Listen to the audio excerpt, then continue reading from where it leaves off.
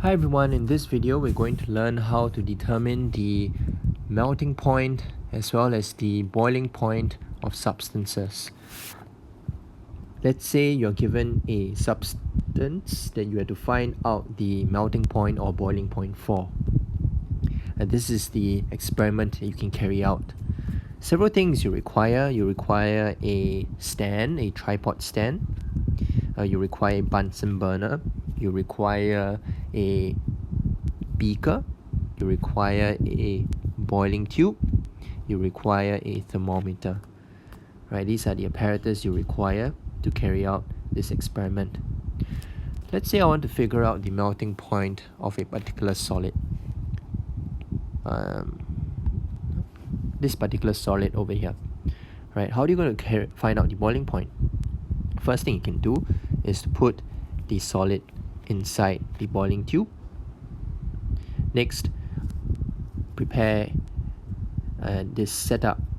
Put the boiling tube inside the beaker. Fill the beaker up with water.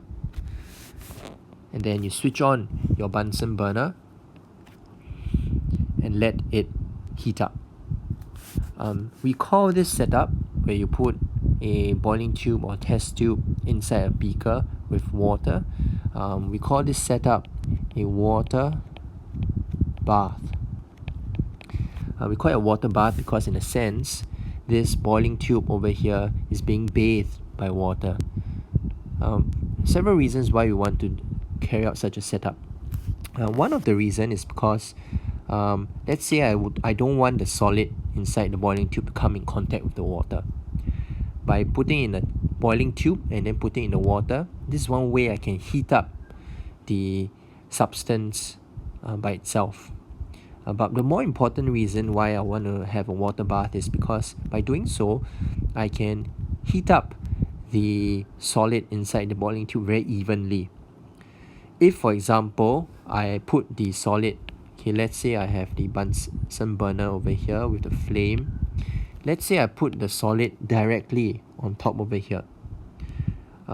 This is not going to heat up very evenly. You'll find that maybe the bottom part closer to the flame will melt first. And that will be a problem. I want this entire solid to heat up very evenly. By putting it in a water bath, it helps because you'll find that the water surrounding it needs to heat up first, and as it heats up, it will transfer the thermal energy to the solid inside the boiling tube very evenly from all angles. So that's why I want to use a water bath. Right, so the first step in your textbook, they say heat the solid until it has all melted. Right, and you find that as you start off the experiment, the solid inside will melt. You find that I've also put a thermometer here. What's the point of putting a thermometer here? It's because I want to find out the temperature change over time. So one thing we can do to find out the melting point and boiling point of a substance is to draw a graph. I'll draw a graph of temperature against time. Why do I draw a graph of temperature against time? I want to see the change in temperature as time passes. So for example, as this solid is gaining thermal energy, we'll find that its temperature will begin to increase. Right? The temperature will begin to increase. It's increasing, it's increasing, it's increasing. At a certain point, you'll find that the solid begins to melt. Okay, the solid will begin to melt. As the solid is melting and becoming liquid, you find something very interesting happening. When solid melts to become liquid, at the point where it's melting, the temperature actually wouldn't change. Okay, the temperature will remain the same for a certain amount of time, and during this period of time, this is when melting is occurring. Right, very interesting. When something is melting, the temperature actually doesn't change. The graph will actually flatten out over a period of time. So if you draw such a graph, you'll be able to find out when's the melting point. So you see, after it's melted, okay, so from here to here, as the temperature is increasing, it's actually still in its solid state. between here to here, it's melting. And so beyond the melting phase, this is when it is in its liquid state.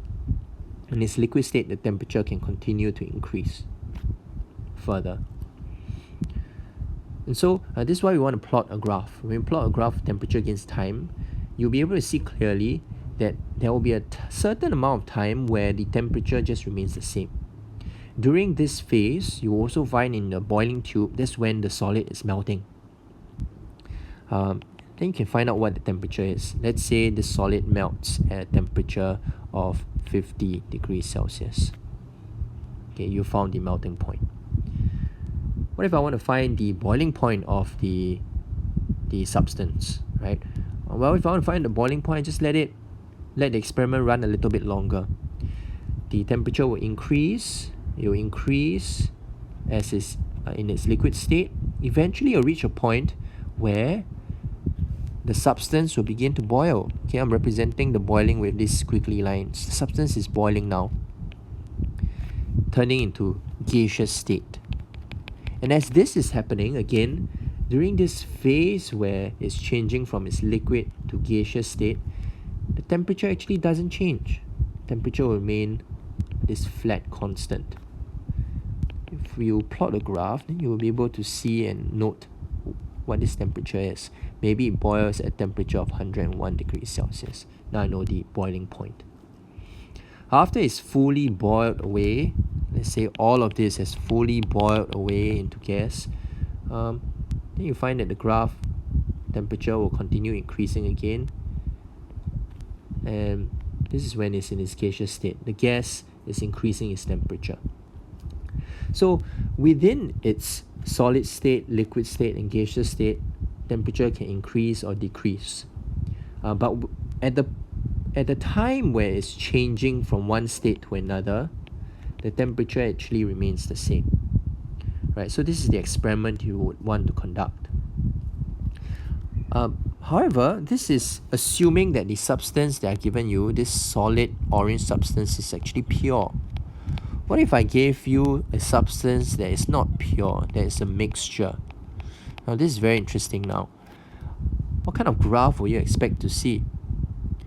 Okay, if a substance is not pure, this is the kind of graph you expect to see, because we say that a substance that's not pure, it will melt over a range of temperatures. A substance that's pure will melt at and boil at fixed temperatures. Notice this is melting and boiling at a fixed temperature. A fixed temperature of 50 degrees Celsius, a fixed boiling temperature of 101 degrees Celsius.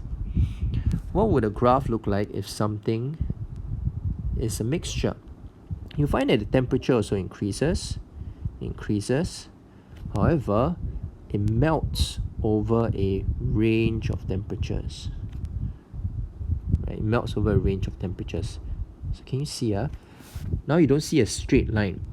I cannot pinpoint exactly what's the melting point. Instead, if I were to go back to the temperature axis, you find that it melts over a range of temperatures. It melts maybe from between 20 degrees Celsius to 70 degrees Celsius. It melts over a range of temperatures. You also find that maybe it will also boil over a range of temperatures. So you see over here, rather than a straight line like the orange line, it boils over a range of temperatures. Let's say this one from 90 degrees Celsius all the way to 120 degrees Celsius. So this is what a graph will look like. You will find that if a substance is a mixture, it will melt and boil over a range of temperatures. If a substance is pure, it will melt and boil at a fixed melting point and boiling point. Okay, that's all I have to share for the experiment of how to determine melting point and boiling point. Thank you.